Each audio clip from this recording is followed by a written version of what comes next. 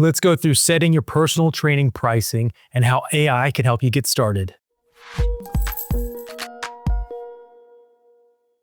This is a video for a trainer that's going off on their own after working at a gym, or maybe you're starting your own training business from the get-go.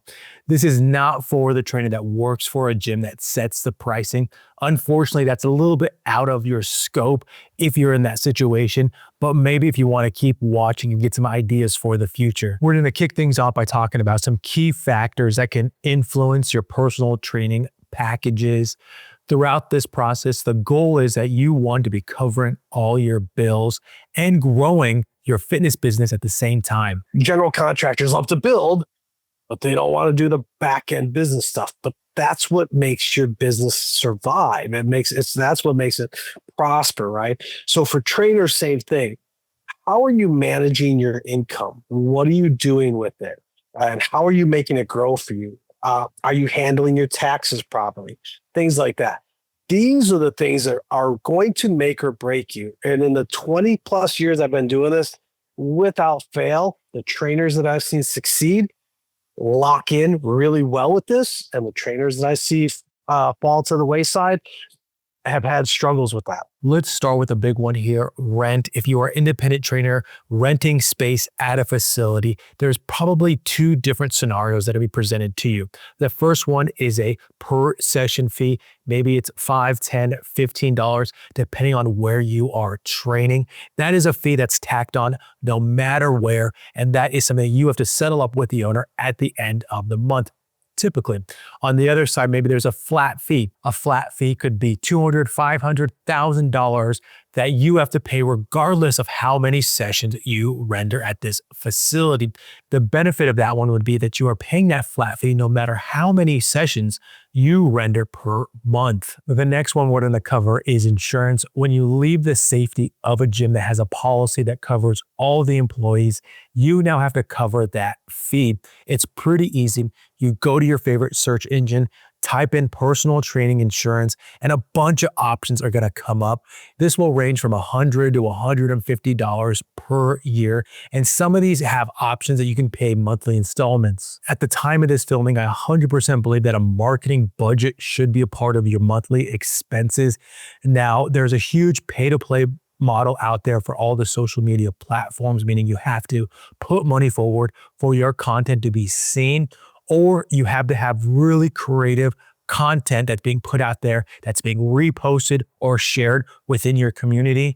Well, that's where I see things just a little differently. Contract or no, I will not bow to any sponsor. Sorry you feel that way, but basically it's the nature of the beast. Maybe I'm wrong on this one, but for me, the beast doesn't include selling out. With that being said, you can no doubt start small, and there's a bunch of content out there already on YouTube about marketing with a small budget, whether it's for Facebook or with Google. The last key factor I'm going to go over is actually demographics. If you live in a small town, most likely you're going to have to adjust with experience. But let's say you are looking at a map and you're seeing all these different providers out there, that can actually go in your favor.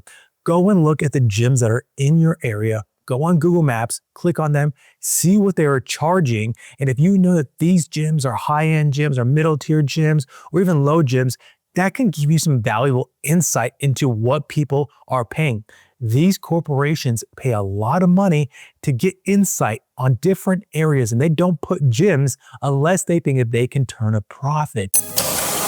We own cable companies in 38 states. We own a steel mill in Cleveland, shipping in Texas, oil refineries in Seattle, and a factory in Chicago that makes miniature models of factories. Let's now get to the main course of this video, setting your pricing. I want to give you a quick solution here.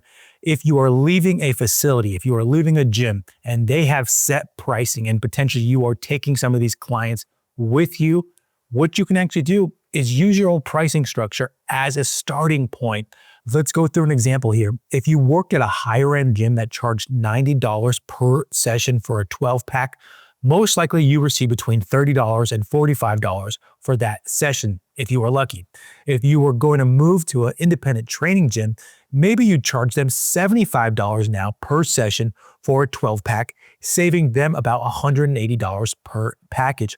In their mind now, they're basically getting 2 free sessions per month, and you're gonna make a better per session rate. A quick word of advice for that solution is make sure that you're providing the same quality of service. If you are going from a high-tier gym, say an Equinox or a Lifetime, and you're taking your clients now to an independent facility, make sure you are providing the same service. They have become accustomed to a certain level of service, and make sure that you are not taking them now to a hole-in-the-wall facility that they are not going to be returning to in the future. A quick break in this video. If you are needing CEUs, make sure that you head to the link that's in the description where you can find all our online courses that have pre-approvals with NASM, ISSA, ACE, AFA, NCSF, and with Nesta. We of course offer free content on our YouTube channel, but if you're needing professional ed, with some of you having the full amount to recertify, make sure you head to that link. And now let's get back to the video. Last year, I made a video about starting your own personal training business. And in there, I talked about a manual way to go out and gather information to make an informed decision about where you're going to set your pricing. Fast forward to now in this video, we could use AI to gather all this information with a click of a button, and all of a sudden you have quality data right in front of you to help you start out. Regardless of what's spit out, I would still recommend going and checking some of these to make sure the data is accurate. With AI, you can cut out the manual work, but I would still refine what's generated. Your experience, education, and strategy can help you decide whether to charge at the high or low end of what's in your area. As I started out with this section talking about how the parameters are important, if you want the exact parameters that I am inputting into my favorite AI tool, Google Gemini, I'm going to have a free download at the landing page for this video. There's going to be a trainer profitability calculator. It's going to be a Google sheet that you can download for free. And on the second sheet will be the parameters that I am inputting in this video. So on screen, I have the prompt that I'm going to be utilizing for this search. Edit this to be as precise as possible. What you don't want to do is copy and put a major city in there. If there is a suburb that you are planning to work in, or maybe even cross streets, or a radius that you know that you want to work in, be as precise as possible. So the example I'm going to give you here is I'm going to actually put an old city that I used to live in, Oaks, California, that I use in a lot of sample videos. And I use this example because I don't want to be putting Los Angeles County into that. Very big, full of tons of people, different gyms, different demographics. You want to be as precise as possible. So that gives Google a good idea of the gyms in that area.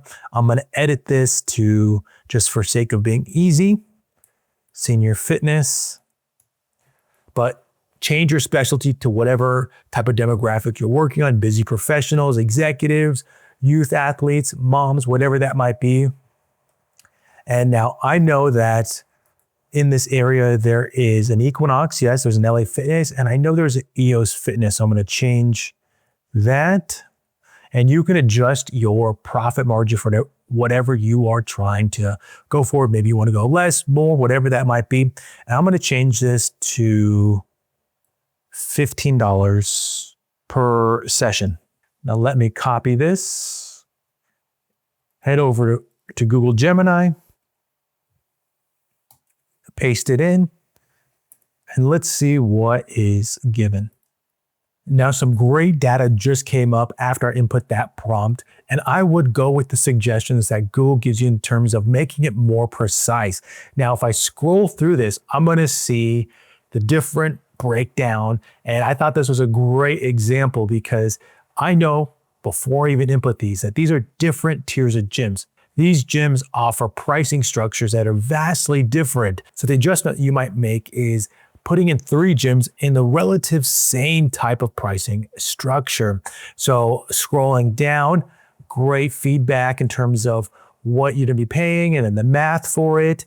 And I like actually the recommendation at the bottom here. Would you like me to look into boutique studios or private trainer gyms with Thousand Oaks that might offer more flexible terms than corporate clubs? Yes, please. Let's see what comes up here. Now, the next search with Google Gemini did provide some good insight into hopefully refining your process, but it also provided a good example of why you need to make sure the information is valid. So I went through it and I did a little bit of searching to see what would come up. And this first one here, this JQ's BFit 2, I looked into it to see where I could find it. I hadn't heard of it from when I lived in that area. And it really turns out that it's not even in Thousand Oaks. It was in Kansas. And so I went to the next one and I did confirm that the next gym that was listed on here is in that area. But that is a good example of you never know what's going to come up. And it based a strategic insight for your own launch off of this information. So make sure you are still processing all of this information, double checking, and making an informed decision that you feel comfortable with. That has been it for this video on setting your own personal training packages as an independent trainer. If you already did this, you went off on your own, set your own pricing, drop a comment to help others out there. What did you go through? How did you come up with your own structure? Make sure you drop a comment, hit that like button, and I'll see you in the next video.